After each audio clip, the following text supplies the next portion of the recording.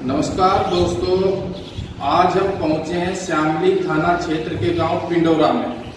सबसे पहले तो मैं आपको बताना चाहता हूं कि श्यामली भारतीय किसान यूनियन के जो जिला अध्यक्ष हैं कपिल जी, वो हमारे साथ जुड़ चुके हैं। जो पिछले 7 महीनों से 26 नवंबर 2020 से जब से आंदोलन शुरू हुआ है, वो लगातार गाजीपुर बॉर्डर पर अपना धरना प्रदर्शन कर रहे हैं और मांग कर रहे हैं।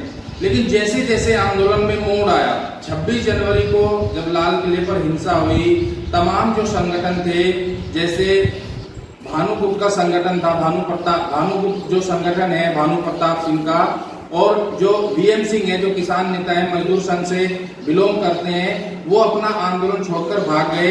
लेकिन कुछ किसान संगठन है जो लगातार किसानों की मांग को लेकर लगातार अपना धरना प्रदर्शन कर रहे हैं। तो आपको वहां पर डर नहीं लगा? जैसे मान लो हिंसा हुई, सरकार ने कुछ को देशद्रोही कहा, यूएपीए एक्ट लगाया या विभिन्न लोगों को खालिस्तानी बताया, तो आप वहां पर लगातार जमे हुए, तो आपको ऐसा कोई डर नहीं लगा? नहीं, आज़ादी की लड़ाई में जो आज़ादी के दीवाने थे, भगत सिंह थे या अदर क्रांतिकारी थे, उन्हें डरे नहीं, क्योंकि उन्हें पता था। तो हम भी एक आज़ादी चाह रहे पूंजीपतियों से, क्योंकि ये कानून जो है, 3 कृषि कानून, ये पूंजीपतियों के पक्ष के हैं, किसानों के पक्ष के नहीं है। तो हम तो एक आज़ादी की लड़ाई लड़ रहे पूंजीपतियों से।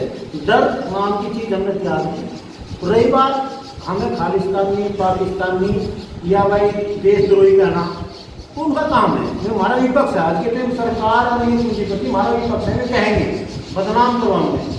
तो मैं तो अपनी आवाज़ आपके चैनल के माध्यम से पूरे भारत में पहुँचाना चाहता हूँ कि किसान ना देशद्रोही है, ना गद्दार है, सिर्फ अपने हकों की लड़ाई के लिए। सरकार ये कह रही है कि हमने 11 बैठकें की, लगातार हम बातचीत कर रहे हैं और हम चाहते हैं कि जो किसान है वो अपना धरना प्रदर्शन बंद कर दें, आवाजाही जो है पूर्ण रूप से सुचारू रूप से आ जाए और थोड़ा सा किसान झुक जाएं। हम एमएसपी पर कानून बनाने को तैयार हैं। आपने सुना होगा कि इस जमीन में किसी को मुकम्मल जहां नहीं मिलता, किसी को जमीन और किसी को आसमान नहीं मिलता। थोड़ा सा आप झुको, थोड़ा सरकार तो बीच का सुलह का रास्ता क्या है? नहीं, सुलह का रास्ता जैसे सरकार, आपने कहा कि सरकार जो है एमएसपी को कानून बनाने के लिए, तो बना दो, तो बना तो दो। आप ऐसे थोड़ा है। हमारी वहाँ जो है ये 4 मांग प्रमुख रूप से एजेंडा में रखी गई थी, तो उन्होंने बाद की 2 मान ली, जो शुरुआत की 2 थी में मानी नहीं भाई, 3 काले कानून वापस लेने, और एमएसपी की मांग तो उन्होंने मानी नहीं, बाद की मांग ली। तो हमने 2 किसानों की मांग मानी। सरकार कह रही है कि 1.5 साल तक हम ये कानून जो है स्थगित कर सकते हैं, तो आप लगातार अपनी ये मांग क्यों कर रहे हो कि जब तक बिल वापसी नहीं तब तक घर वापसी नहीं? किसान संयुक्त मोर्चा ने चिट्ठी लिखकर सरकार का बातचीत स्टार्ट करी जाए जी। जब बातचीत स्टार्ट करेंगे तो उसका कोई समाधान भी होगा, ऐसी बात नहीं है। हम भी इसी देश के नागरिक हैं, अपने देश को चाहते हैं, सच बात है।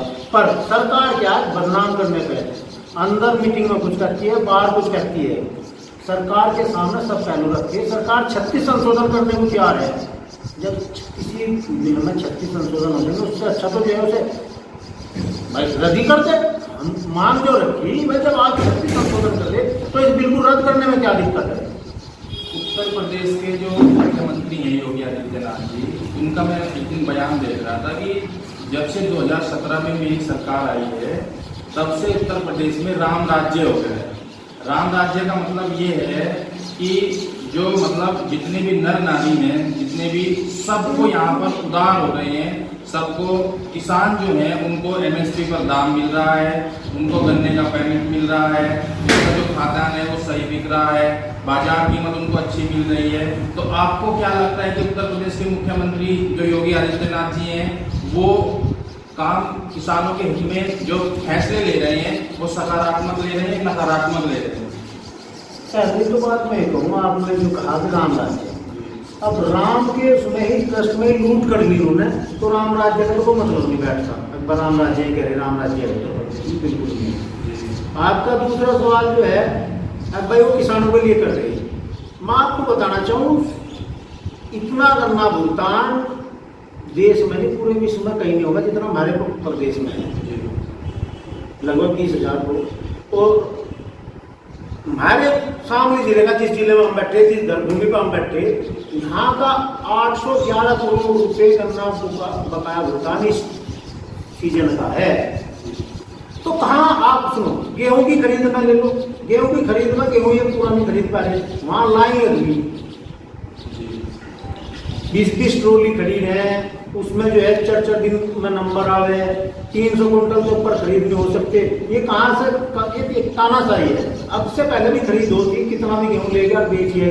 उत्तर प्रदेश के जो मुख्यमंत्री हैं और जो हमारे यहाँ के जो हमारे क्षेत्र के कैबिनेट मंत्री हैं सुरेश राणा जी, उन्होंने बयान दिया था कि यूपी में जो 31 चीनी मिलें हैं, हम क्या कर रहे हैं कि लगातार उनको हमने आदेश किया है कि जो गन्ने का पेमेंट है वो किसानों को तुरंत दिया जाए, और जितने भी पुराने जो मिल बंद पड़े थे, जैसे पिपराइच शुगर मिल था या अन्य जितने मिल हैं, उनको हमने चालू कर किसानों का कहीं ना कहीं उद्धार कराया है। और जो इस बार का बजट प्रस्तुत हुआ है उसमें 5.5 लाख करोड़ का बजट हुआ है, सबसे ज्यादा जो फोकस किया गया है वो किसानों को किया गया है। तो ये कहाँ तक सच है, ये क्या सच है या झूठ है, या किसानों को बरगलाने की साजिश है?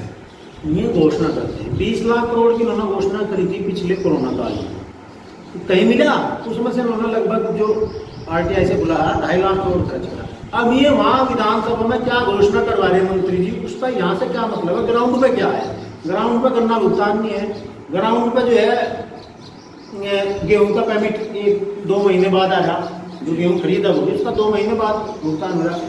कृषि में डेवलपमेंट क्या है?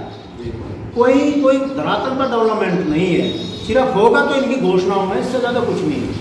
अंत में हमारे जितने भी संस्कार क्रांति के जो दर्शक हैं या शामली जिले के जितने भी किसान भाई या जितने भी आपको देख रहे हैं, उनको एक छोटा सा संदेश क्या देना चाहोगे?